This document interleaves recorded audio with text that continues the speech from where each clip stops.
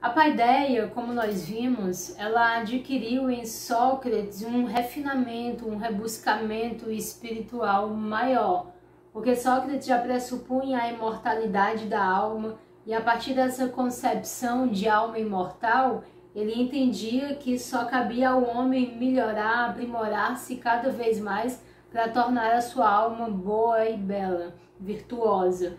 Então esse era o processo da pedagogia socrática, que foi obviamente assimilada por Platão, e a sua ideia de uma filosofia também como um modo de vida que buscava uma espécie de ascese até esse bem.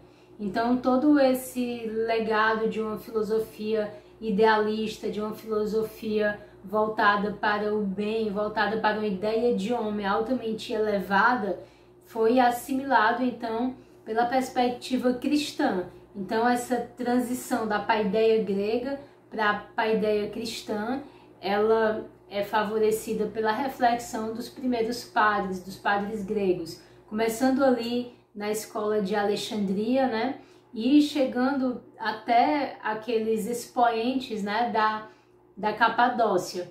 Então é um momento muito importante de desenvolvimento, onde o Cristo vai aparecer como aquele modelo ideal, como aquele patamar mais elevado a partir do qual a conduta humana deve ser medida.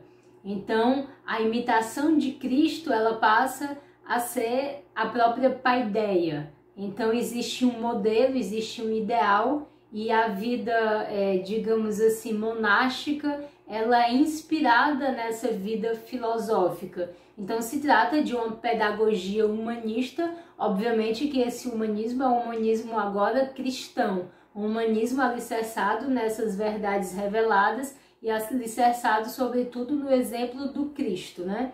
Então, da Capadócia nós temos o Gregório de Nissa, que foi também um grande expoente nesse processo de assimilação da filosofia grega, e as suas ideias elas acabam se estendendo até a Síria e a Mesopotâmia e depois recolhidas por místicos maometanos, chegando ao Ocidente Latino. Por que é importante nós falarmos sobre essa transição?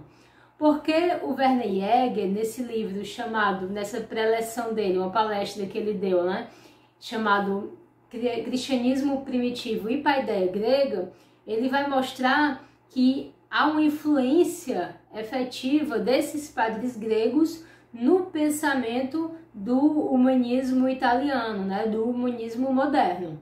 Então ele faz notar que após a queda de Constantinopla em 1453, os gregos que fugiram levaram consigo para a Itália a tradição literária do Oriente Bizantino, destacando-se aí a obra dos padres gregos, ou seja, essas obras desses padres gregos que fizeram essa assimilação inicial da filosofia cristã baseado nessa ideia de paideia, ou seja, transformaram a noção de paideia grega em paideia cristã, esse pensamento chegou, né? Chegou aquilo que convergiria nas ideias do humanismo moderno. Então, o humanismo cristão de Erasmo de Roterdã, que seria o príncipe dos humanistas, o pai da civilização moderna, segundo alguns, remete aos padres gregos. Isso quem está dizendo não sou eu, é o que o Werner Jäger apresenta nessa obra, apresentando inclusive como uma espécie de insight, né? Como algo que precisaria ser desenvolvido melhor em uma perspectiva futura.